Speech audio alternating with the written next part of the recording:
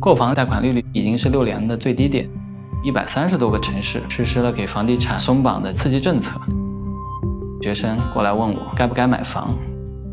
中国存不存在这样的泡沫？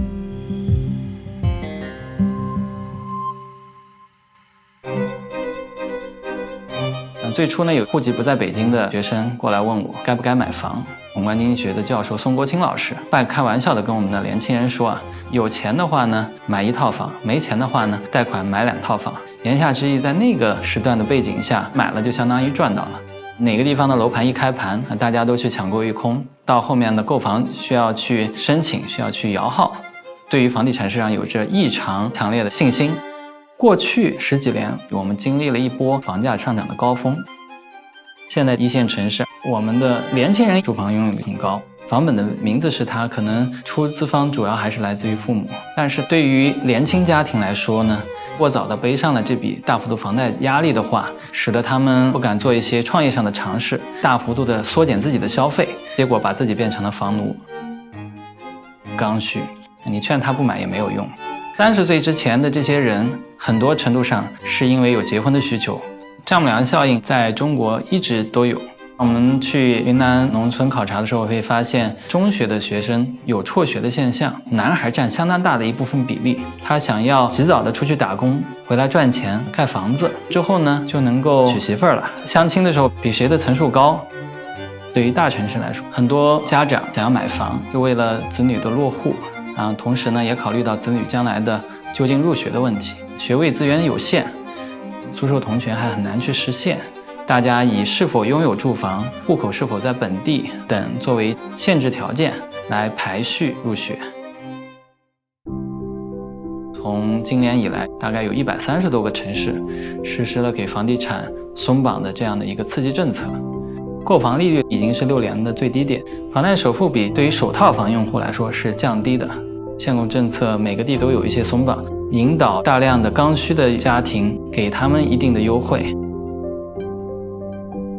房产税是一个非常重大的措施，现在只是在试行阶段。如果是按照0.6%的税率来计算的话，房产税的总额可能会超过我们消费税的规模。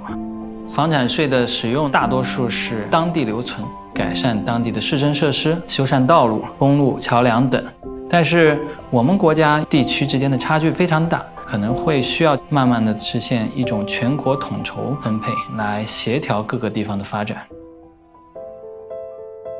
08年跟随我导师去了美国访问了3年，在那期间发生了次贷危机，危机的导火索呢是房地产价格的大幅度下跌，平均跌了30%。在危机之后，我们就有了4万亿的刺激政策，大量的信贷投入到了房地产领域。那么中国存不存在这样的泡沫呢？表面上中美之间其实很像，房价都超过了经济增速的增长，局部地区出现了所谓的鬼城，大量的房屋被开发出来，但是根本没有人入住。买房子更多的是看中它房屋的升值。但是在那之后呢，我们提出了房住不炒，房价的增速又慢慢缓和下来。中国的居民的储蓄率非常高，所以即便是存在着泡沫，它也是一种刚性的泡沫，不会那么容易破灭。我父母即将要退休嘛，问了我购房的意见。他说我退休之后我的养老金也不多呀，现在把钱存在银行里面利息太低了，跑不赢通胀的。金融理财产品又云里雾里，房子租不出去也可以自己来住，是看得见摸得着的。我当时是不太建议让他们去买房的，他们好像后来也没有听从我的建议。中国老百姓的投资渠道非常单一，从整个社会来说呢，如果我们把所有的储蓄转化为投资都投入到房地产市场上，我们的其他的行业的服务业发展就会面临着困难，对于整个社会资源来说是一种浪费。我觉得要解决这个呢，首先你要去丰富居民的投资的渠道，让更多有能力有价值的公司获得融资。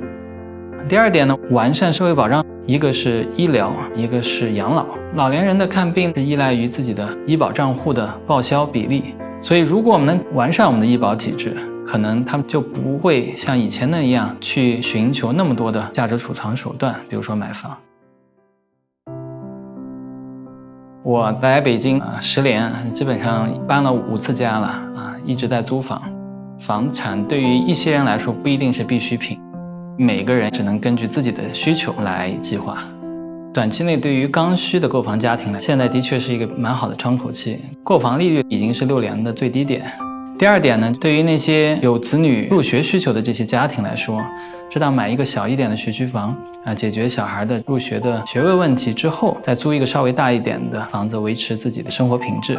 第三点，对于那种长期的投资者来说，可能需要去谨慎的考虑房地产的投资。由于人口结构的老龄化，那时候我们的子女甚至我们的孙子女会从他们的祖辈上继承很多套房产，会降低我们房产的收益率。